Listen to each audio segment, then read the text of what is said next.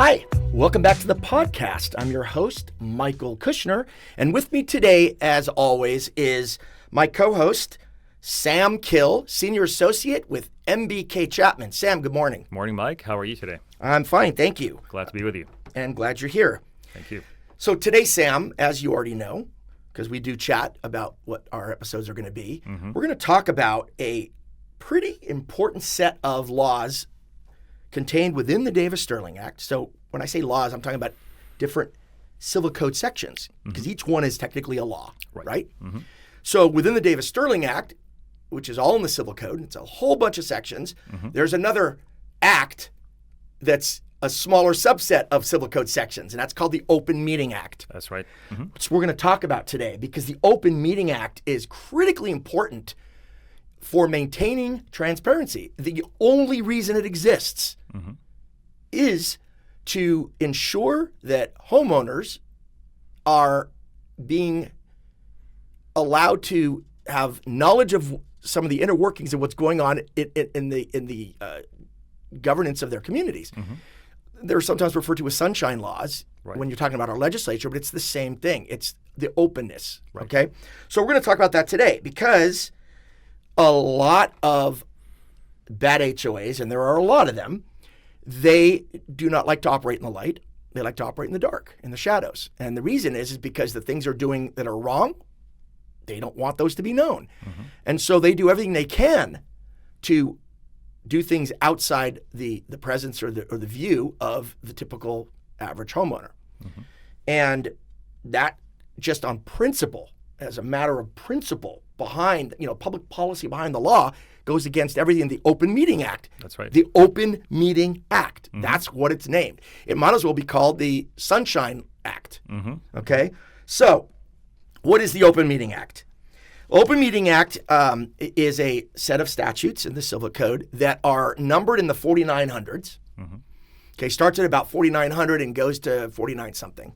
Okay, so it's several Civil Code sections all within the 4900 number set. Okay, and again, its purpose is very simple: to acquire HOAs to conduct their business, for the most part, subject to exceptions, which we'll talk about today, out in the open. Correct. The HOAs, for the most part, the most common type of meeting that and most homeowners don't attend meetings, myself included, but those meetings are board meetings, but they're called open meetings. Correct. Because the homeowners are allowed to attend and listen and follow along. Okay, and the Open Meeting Act covers almost every aspect of HOA governance, because it talks about the how meetings have to be noticed.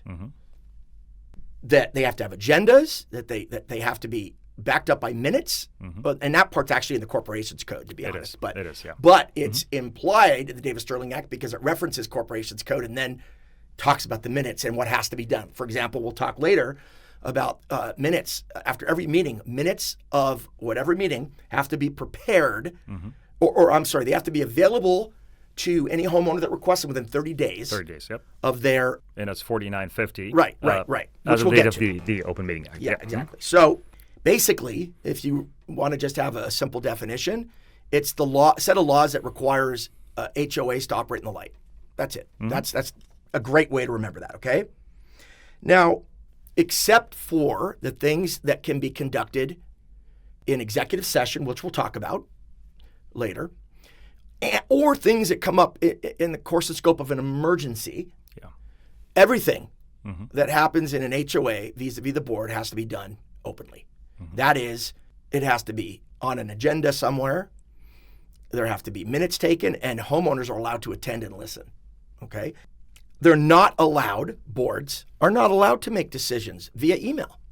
That's just amongst themselves. Or text messaging or WhatsApp or any of those things. Yeah, any modern version of electronic communication, email being the generic, but you're right, social media or... Can they have conversations casually? Yes. Yes. But conduct board business and decision-making? No. Right. And it's not like board members can't, more than a quorum of board members can't get together and discuss governance issues. They can and they do. They just can't. That can't be the place where they make decisions. Right. The decisions have to be. They could discuss making decisions. Hey, let's have this discuss. Let's agree I'm glad we had this discussion. Let's make this formal at our next meeting. Right. Then they can do that. And by the way, one quick remark on that. If you're skipping entire deliberations because you've had pre-existing conversations casually outside of, let's say, an executive session, right, nothing's captured in the minutes, and then you just simply vote on it blank on the day of the meeting, that's inadequate too. That's so right. There ought to be some degree of deliberation that's Exactly. substantive and that is captured in those executive session minutes. Exactly. So what could happen, what should happen under the kind of the story or the hypothetical I just gave is, let's say you get 4 board members are meeting together in the green belt while they're walking their dogs, whatever, and they're discussing about a rule change that they want to make. They want to add a couple words in just to make it simple. Okay.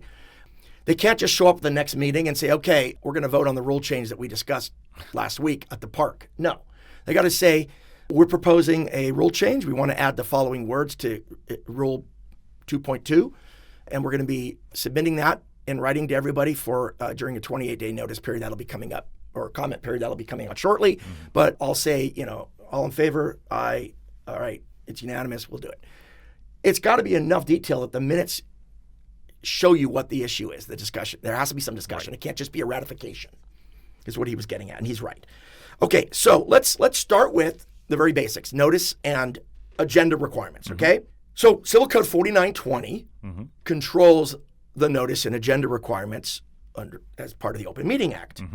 Tell me, Sam, what are the notice requirements? Okay, very simple. Unless your governing documents for your HOA provide for a longer period of time for the notice requirement, for non-emergency, regular open meetings, it is 4 days, at least 4 days. And for executive session meetings, it's 2 days notice. So to be clear then, notice to whom? To notice homeowners. to the homeowners. So it has to go out in the manner in which those announcements go out, whether your HOA might have opt-in for emails or sent out by regular mail or put on the cork board or bulletin board. A lot of HOAs have them by mailboxes or at the front entrance at gates. There's different places, but it's kind of behind glass, and that's sufficient notice. But they have to appear unless your governing documents, and it'll be the bylaws most likely, but unless your governing documents have a longer period. Right. So your governing documents could say you must give 8 days or 7 days notice. They can't say 1 day because you can't go less. If your governing documents, and this almost never happens, but if your governing documents are silent, then the default kicks in, which is 4 days. Right.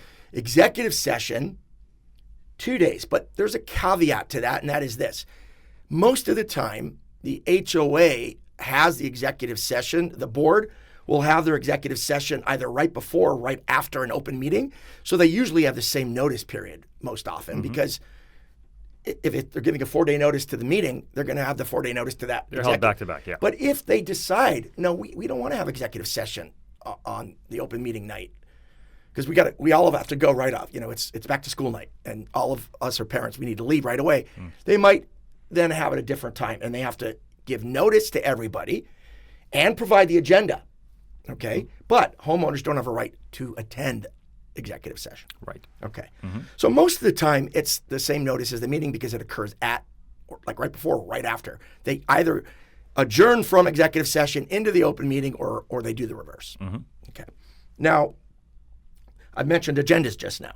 So in addition to the notice that Sam just talked about, same code section, 4920, requires an agenda. Now, I'm only speaking about a non-emergency meeting, and we are going to get into emergencies very shortly. For a regular meeting or for executive session, here's what an agenda is. It's a list of items that are going to be discussed at the meeting. Absent specific statutory exemption and surprise or emergencies among those, nothing that is not on the agenda may be decided or discussed at the open meeting. You can't do it.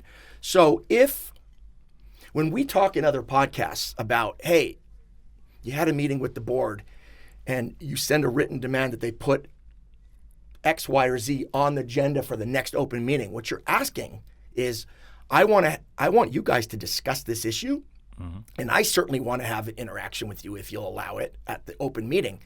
And so it therefore has to be on the agenda. Please include it on the agenda. That's what we're talking about in those past podcasts where we talk about that. Right. The agenda there's no magic way to do it. It's just agenda for open meeting to be held on, where are we at today? The 20-something of November, or 12th or something? Oh, 11th, yeah. Let's say you have a meeting set for the 15th. No, let's say it's the 17th, okay? Agenda for open meeting of November 17th. 1, approve minutes from meeting dated whatever. 2, open floor or open forum, which is when homeowners have a minute or two to say whatever they want. Yeah. Okay. 3, without breaching confidentiality, discipline issues. 4, status of construction on Waverly Place, whatever. Okay.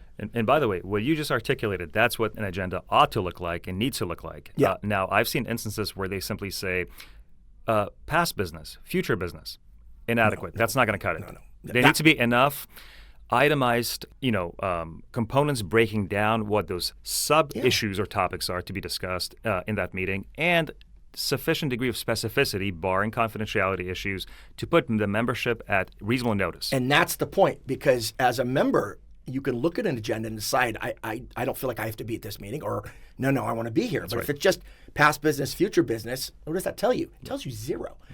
But while I appreciate you bringing that up, remember, I prefaced it by this is what needs to be on an agenda. Yeah. What he described should never be on an agenda because it's garbage. And we see that sort of thing. Yeah. We'll go after an HOA for that. That's right. Those are fighting words. That's actionable. You can't do that. Okay. So every notice has to include an agenda. It's very simple. None of this is rocket science. This is all very simple stuff. Yeah. Okay.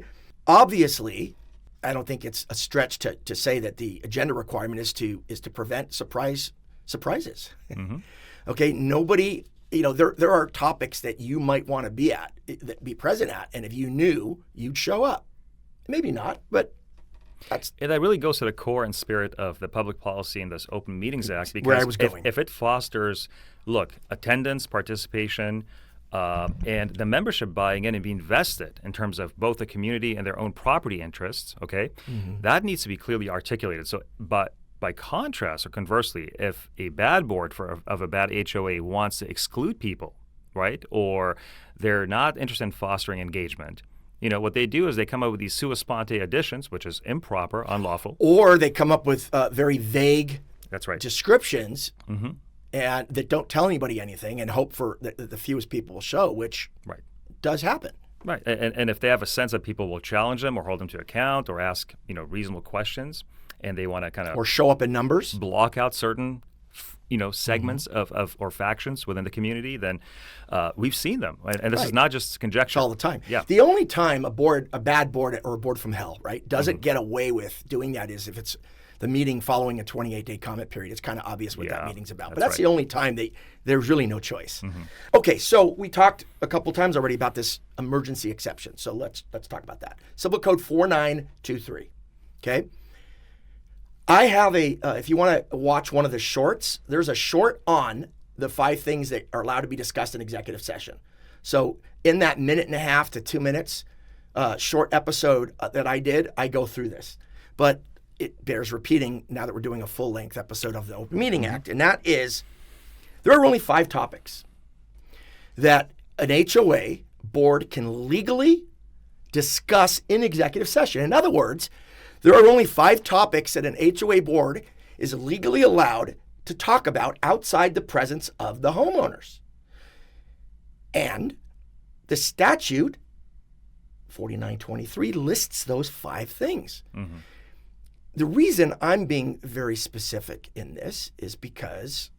Well, we see this all the time. Well, before you get there, let me because I want to go through the 5 things. But the reason this is important and a source of contention, and I think you're going to agree with me on this, is that even some of the biggest HOAs in California that represent homeowners, and Sam and I always talk about like the Big 10 or the top 10 law firms that just like we exclusively represent homeowners at MBK Chapman, these law firms are the ones that exclusively represent HOAs.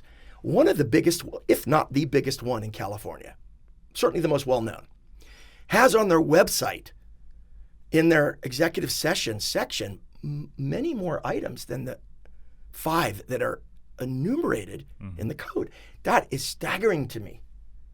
Absolutely staggering. Because the code is very clear. Okay? And that is, let me give you what those 5 are. And then I'm sure Sam's going to want to add something.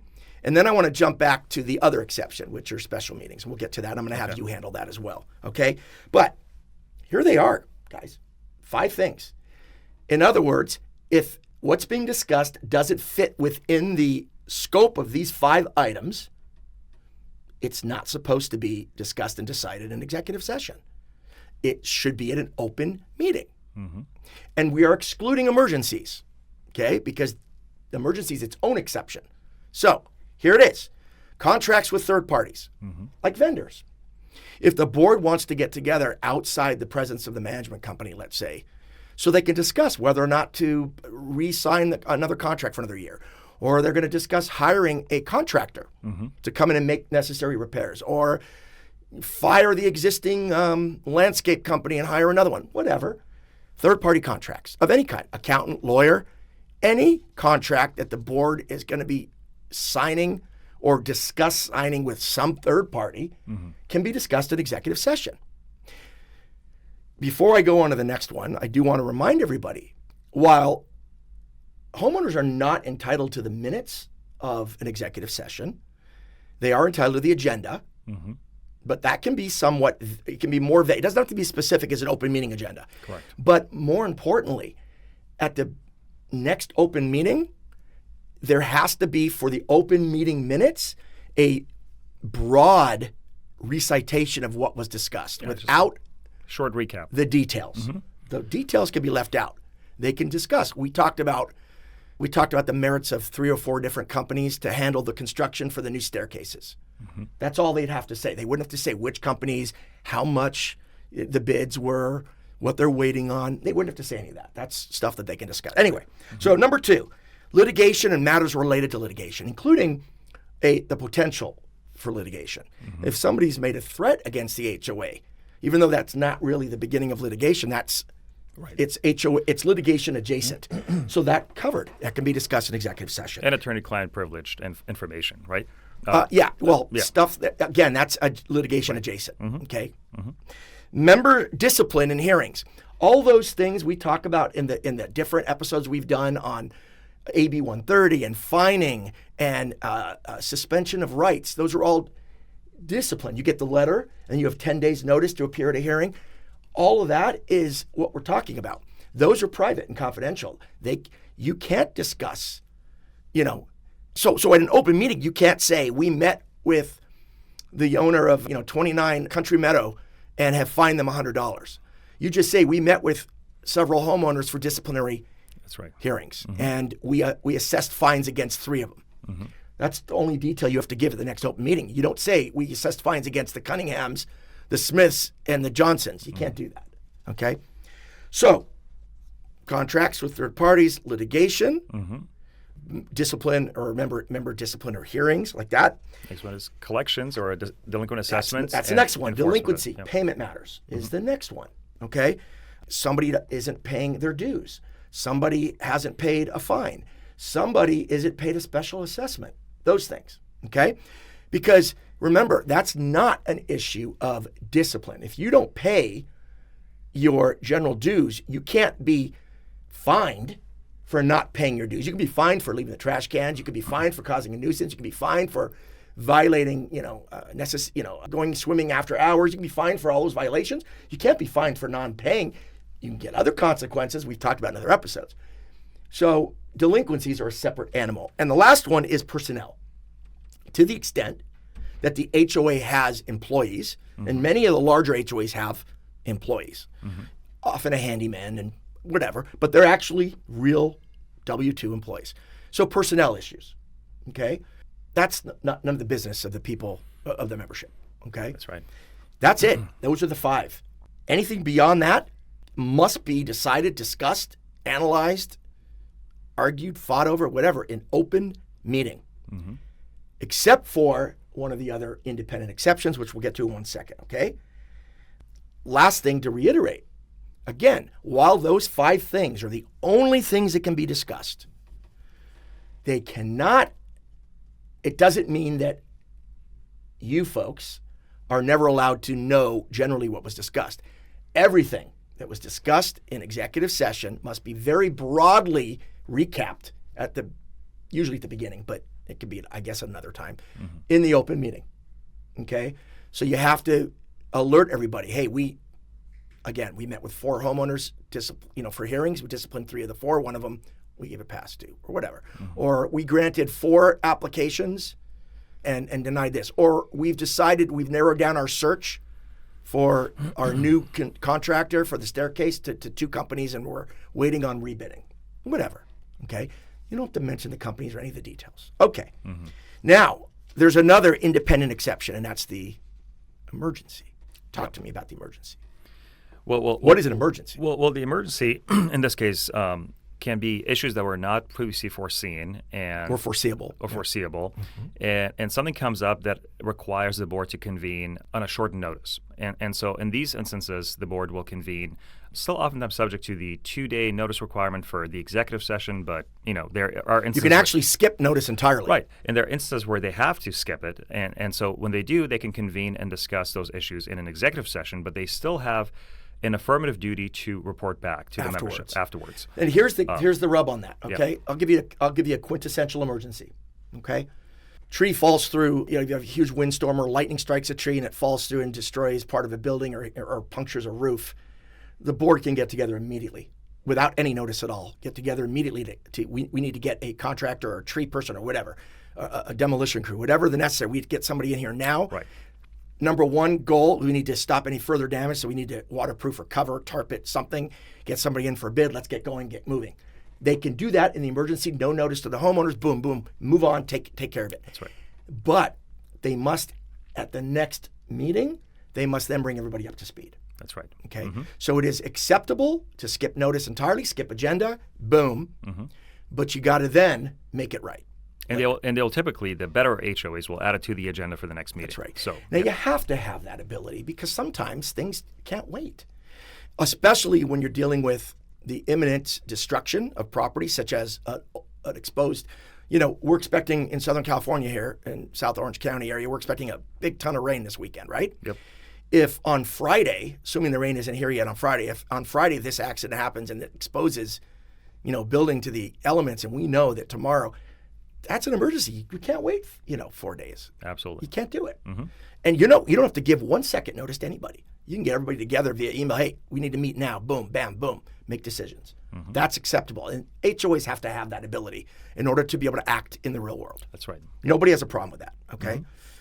Again, the whole point of all these rules, transparency. That is the goal here. It underlies everything we're talking about today. The law recognizes the ability for an HOA to have to act quickly without going through red tape, but then transparency kicks in later. And it preserves a healthy dynamic between boards and the membership where there's less mistrust, there's a connectedness, and there's some discourse and dialogue that's actually meaningful and in good faith that fosters engagement, participation. And none of this should be a fight. None of this is None of this should be controversial. Yeah. It's only controversial with HOAs from hell. Bad HOAs that have something to hide, or where it's an us versus them dynamic, which it shouldn't be. Those are the only HOAs that have a problem with this, because this is all very, very reasonable. None of this should be controversial. To the extent it is, there's a problem with your board. You got to get rid of them. Okay? Now let's move on. We talked about notice. We talked about agendas. We talked about the exceptions to notice and agendas. So the natural next place to go is minutes and access to those minutes. Okay? Yeah. Now, under the Corporations Code, and I'm going to say, so we're talking about Corporations Code 8320, but I'm gonna say this first, okay? If there's an official meeting of the board in any capacity, emergency, special meeting, meaning not the annual meeting, right? Or executive session, or a meeting of any committee that's operating under the auspices of the board, because the board is the ones that form committees. So any committee meeting, all meetings that relate to people running your association, there must be minutes to that meeting. Now, not everybody everybody being members has access to all those minutes at any given time. Correct. They do for most of it, but not, and we've already talked about, and we'll talk about it again here, not executive session meeting minutes, but the minutes must be taken. So any meeting, open meeting, executive session meeting, special meeting, committee meeting, there has to be somebody taking minutes. And for the most part, those minutes have to be made available at some point to the homeowners. And they have to be unredacted. In writing, yeah. Yes. Well, they can't be. Just recording is No. There has to be in writing. Yeah. Okay. Now, so Corporations Code 8320 is what actually sets that out. Davis-Stirling Act didn't need to because it already exists. Okay. Now, Davis-Stirling Act then says, okay, all right, so we're going to put some rules on when they have to be made available, and that's what we're going to talk about now. So we've already talked about the fact that any collective meeting has to include minutes. So somebody needs to take them. There's no magic way to do it. Minutes are supposed to be a recitation of generally what's gone on at the meeting. It is not, no requirement has ever been in place which requires a stenographer to, like at a deposition where every word does not have to be verbatim. No. Something that substantially captures the topics that were discussed. That's right. And the votes, right? So, or somebody dissented, Generally, here's what happened in the meeting. It doesn't have to say Bob spoke, then John spoke, then Mary spoke, then, during open forum, multiple homeowners spoke up. The only time you might name somebody is if somebody, and you're a good HOA, some homeowner says, hey, I'd like what I'm raising today to be reflected in the minutes, and whoever's taking the minutes, it could be the secretary or manager, should then say, Mr. Smith spoke for 2 minutes on the issue of landscaping in our community and requested that his comments be put in the minutes. That would be sufficient. Other than that, it just has to be very general what was discussed, but it has to cover the decisions that are made and the votes, okay? Right. So, 4950, okay? Civil Code 4950, part of the Open Meeting Act, says that those minutes for any given meeting, and these are except for executive session, so any special meeting, committee meeting, open meeting, emergency meeting, have to be available to homeowners within 30 days after each board meeting where those minutes apply to. So in my earlier example, let's say November 15th, we have a meeting. Yeah. Whatever date I gave. I can't remember now. So let's say it's November 15th. Yeah. Okay. So November 15th, we have a meeting coming up.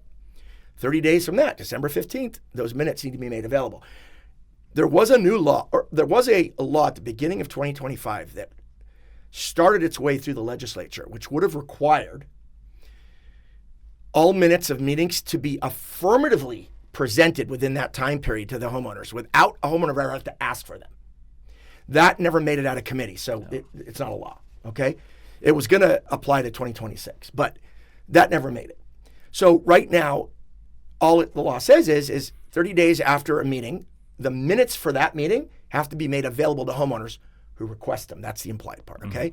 And there's a variety of ways to request them. You could do it informally by reaching out to the manager in an email or in saying, hey, can I get a copy of the minutes? Or you could do it in a 5200 demand. We've talked about that. Those, Civil Code 5200 demands ad nauseum because it's such a great tool. Or a lot of HOAs, more and more, and it's always the good ones, never the bad ones, automatically do. They post them, yeah. Yeah, they automatically, even though it's not required by law at all, they do automatically upload them to a certain website that everybody has access to, okay? Including, and the governing documents as well. So you never actually have to ask anybody. The minutes just appear and you just go look at them. The only ones you won't see and that you homeowners are not entitled to, unless you're in the midst of a lawsuit and they're relevant and your lawyer does discovery for them, are executive session minutes. You'll never see those, okay? But committee, open meeting, emergency, special, you're going to get those if you want them, okay? And you have a right to review them or copy them or request that copies be made and sent to you. Any one of those three, okay? Now, those are the basics.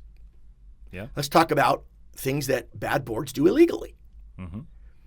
You were going to talk about one, I think, related to executive sessions. Yeah, this was about the executive sessions, the 5 items that you itemize in terms of what they can do. And we see frequently, both with actual clients and the consultations that we do when we meet with potential clients, where they frequently encounter boards that make decisions, convene, deliberate, make actual decisions that are binding on the association in these closed session meetings. No minutes, no transparency. Even if there are minutes, let's say there are for a second. Yeah. But I mean that goes, a step further to kind of highlight the malfeasance and the incorrect nature of that decision. For the sake of this thing, let's pretend there are minutes because they know that the homeowners aren't going to get them anyway. Right. So there are minutes. Yeah. But what is it that we see all the time? It goes well beyond the scope of those five things that the statute items. I would say that if you're looking for the trifecta of the most common violations committed by HOAs, excessive fining and misuse of the fining process, not just excessive fines, but misuse of the notice and due process. So misuse of the fining process, selective enforcement, and discussion of items not included in those 5 items in executive session are the 3 most common abuses that HOAs commit in California. Well, one step further, not merely discussion, but decision-making. Decision-making. Yeah. Right. Okay. Yeah. It is among the most common things that bad HOAs will do because it is the only way to accomplish what bad HOAs seek to accomplish, which is let's decide things amongst ourselves. It's none of the peons' business. That's what's happening. Further disenfranchise the membership, block them out. Yep. So what are some of the other things? Because Civil Code 4910, part of the Open Meeting Act, states that action without a meeting is illegal. And he's hammered this home. Sam has hammered this home a couple times today. When we talk about action, what we're talking about are decisions. That's right. It's not enough that they discuss those things. He's hammered home and corrected me a couple times to make sure. And decisions. That's the action that 4910 is talking about. Okay. You cannot have action without a meeting.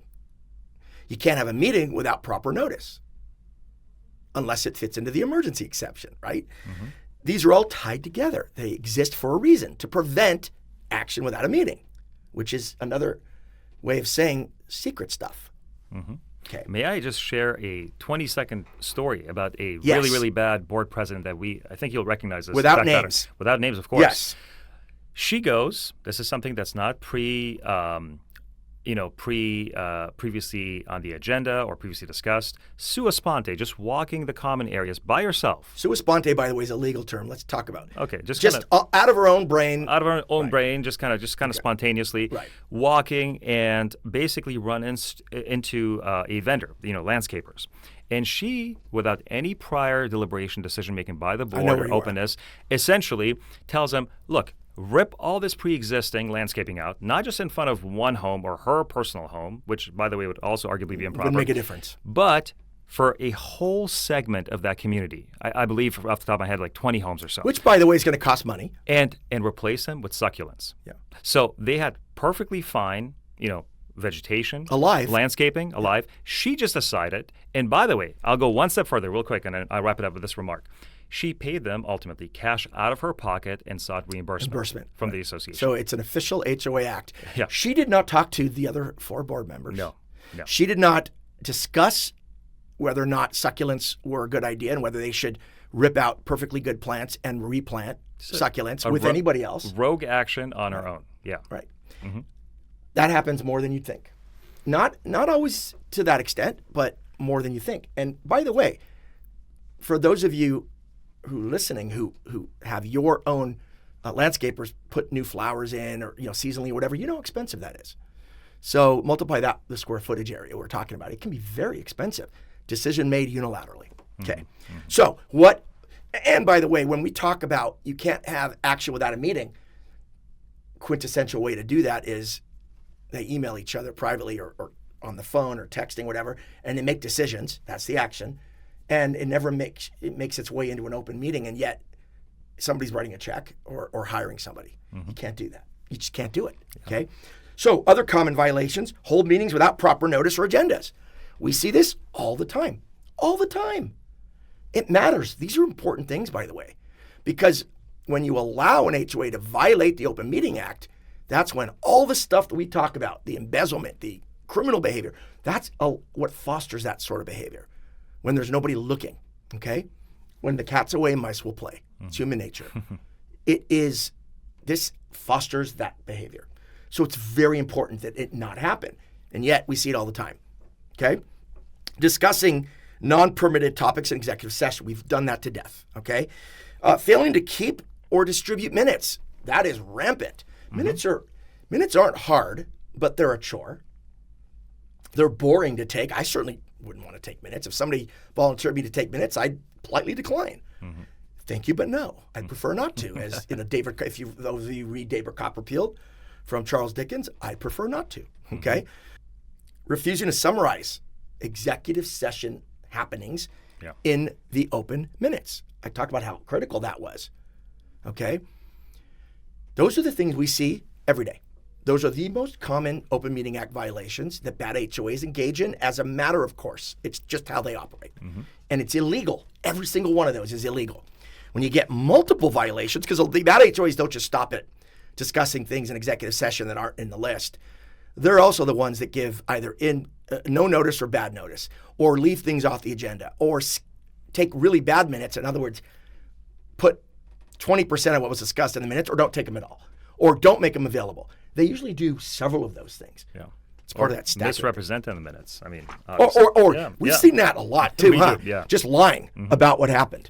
Which is baffling. Which is even worse. It's like, how do you think he'll get away with that? And by the way, we talked in a prior episode, you do not, I think I did a short on this, you do not, as a homeowner, have a right to record either audio and or visual these open meetings unless you have permission from the board.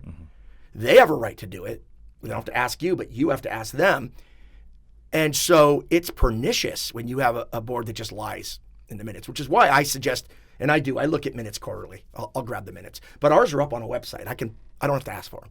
Nice. So I just log on, look at the minutes, and just read it really fast. It takes me 3 minutes, and I'm done. I skim through looking for things. So what do you do when your HOA either is or you suspect is violating the Open Meeting Act, either subtly or right out in the open with no shame? Well, number one is what we tell everybody every time. What's the number one thing we say? You document everything. Yeah, all of it. So I would also follow up, or I guess part of documenting would be write to the manager or the board or whoever, or all of them. I would err on the side of addressing it to management company and then CCing every single member of the board. Bring it to their attention. If you can, cite to those statutory, elements as to each component that they have run afoul of. Which we gave in this podcast. Yeah. If you go back, you can always log on and go back, take notes down. You violated this Civil Code section this, Civil Code section this, Civil Code section this by forgetting this. You violated Civil Code section this by not doing this. You violated Civil Code section this by not doing this. I'm asking you to make that right at the next meeting. You need to discuss it. You need to make it right. You need to amend the minutes. I'm going to be watching. That's right. Yeah. Very nicely, very politely, very professionally, but put it in writing and be specific. Don't just say you violated the law and took the minutes wrong, or you did not include what you should have. No, you didn't include the following, or you included the following and I was at the meeting and none of that happened. That's a lie. Amend the minutes and take that out. At the very least, I want you to add my objection to these minutes. Bad HOAs won't do it, but great. If they, after you've served that, if they still refuse to take action, you've got a much better case. Yeah. It's fantastic. You've documented, you've placed them on notice. Yep. Now, so in addition to specifically citing violations, calling out exactly the wrongdoing, and then making a demand as to how they can fix the problem, the next step, depending, and I think this is almost every HOA this would work, maybe not in a very small HOA with under 10 homes, this might be harder to do, but maybe it's easier. I don't know. And that is mobilize. Oh, yeah. Okay. In very small HOAs, it's really hard to mobilize because there's usually very few factions, right? But mobilize. Send out an email to every one of your fellow homeowners. Attach a copy of the email you sent to the board, and then summarize the wrongdoing in the email and say, guys, we need to take this seriously. I encourage all of you, my neighbors, all of you folks, to write in your feelings about this. An HOA might be less willing to listen. A bad board's going to be less willing to listen to you. But if they get a similar email from multiple homeowners, then they're going to listen because the next remedy could very well be a recall, okay? If that still doesn't work, or you choose not to do that, and I recommend doing it because it really does work. If you think it's worth it, you can engage in what?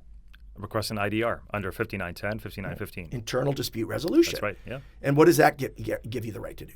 Well, essentially under the statute, if you request in writing an internal dispute resolution, your HOA is obligated to afford you a meet and confer with at least one designated board member. Right. Oftentimes, the full board if you don't object to it. Maybe, but... And the property manager may be present. Attorneys typically don't participate, but that gives you a face-to-face opportunity to discuss. And it's mandatory. It's mandatory. And if they decline you and you've made the request, guess what? Now you've documented another wrongdoing. Again, Chapter 12 of my book, HOA Hell, goes into stacking and leveraging. And this is that's part of the tools that I teach, is how to utilize these individual violations to create a lot more leverage. The beautiful thing about what he just said is it's a one-way requirement. Homeowners have a statutory right to demand IDR. And if they do so in the proper way, which we talk about in a couple of other episodes, including one of my shorts on how to demand IDR, the HOA is obligated, but not vice versa. Even if your governing documents erroneously say, I say erroneously because it's not enforceable. Even if your governing documents, and we've seen some from HOAs that mandate that before members can take legal action, they must engage in IDR, and then if that doesn't work, ADR. No, IDR is never, under any circumstances, required of you. It's required of them under certain circumstances, i.e. you make a demand, but not vice versa. If that doesn't work, or you don't think it's worth your time, ADR might be required under the code. We have a separate I think it's under, if you go onto the website under library, you'll find both fact sheets and articles on this very topic, when ADR is required, okay, under the law. So you can look for yourselves on that, and we have separate episodes on that as well. And just to emphasize for those who have not seen our previous episodes, ADR as opposed to IDR stands for Alternative Dispute Resolution. And in the context of the Davis-Stirling Act, when we talk about ADR in terms of a prerequisite requirement to a lawsuit, we're talking about mediation, not arbitration. And the difference, real briefly, is arbitration is the same thing as going to court in front of a jury, but it's not in front of a jury. But rules, there's rules, there's testimony, you're under oath, all that thing. Mediation is a glorified, fancy term for sitting down at a table with a neutral and trying to reach a settlement. There's no mandatory requirements to reach. You can show up and nothing gets done. There's no sworn testimony. There's no evidence submitted. There's no decision being made by anybody. It's literally, hopefully, a neutral party trying to bring parties together and foster settlement. And sometimes it works, sometimes it doesn't. And the reason that's incentivized for both parties to resolve it is because it's typically the last recourse before commencing litigation. Well, next that's where I'm going. Yeah. So if IDR fails and ADR fails either because you attend it, they agree, you make a demand under 5930, they agree, and nothing, you don't resolve it, or they ignore or refuse, same thing under the law. Your HOA ignores or refuses to demand from ADR, and your case is one of the ones that required ADR. Most don't, by the way, but one of the ones that did. Then you're free to sue. And if your case is one that's worth pursuing in a lawsuit, then you would bring the lawsuit, Civil Code 4955, right? And not only, and if we're talking about violations of the Open Meeting Act, not only are you entitled to your attorney's fees upon prevailing, but you are entitled to up to $500 in statutory penalties for each violation. And if somehow you don't prevail, your HOA is not automatically entitled to their attorney's fees. They only get their attorney's fees if the court decides that your suit was frivolous or didn't have merit. So it's a very powerful incentive for a homeowner, because you're going to get your money back. You're going to get additional money in terms of penalties. You're going to get an order from the court demanding the HOA fix whatever it is that they're violating in the Open Meeting Act. And if somehow you lose, but it was not frivolous, they don't get any of that, the HOA. So you've got nothing to lose other than what you pay your lawyer. And if you lose, you'll be out that money. But if you win, you get it back. HOA pays for it. So it really is a strong incentive. So there's no reason, in other words, for homeowners not to make their boards follow the Open Meeting Act. because only then can you guarantee transparency in the governance of your association. Folks, this isn't hard. As I said a couple times in this episode, none of this should be controversial. A good HOA has no problem with anything we've talked about today because they got nothing to hide. Nothing. There are things you're allowed to discuss in private in order to protect people's reputations or to protect things that are private and what people make, things that could be embarrassing. Those are not anybody's business. So those are in private, but then you generally discuss after. If it doesn't fall into one of those things, your homeowners have a right to know what you're discussing and how you're spending their money. This isn't controversial. That's right. Yeah. It's only controversial for a bad HOA. If you like this episode, please hit the like button. And if you haven't already done so, please subscribe to the channel. We're growing. We're getting more and more subscribers because I think people are realizing the value of this podcast. If you want to leave a question or a comment, feel free to do so. We like to look at them. And until next time, folks,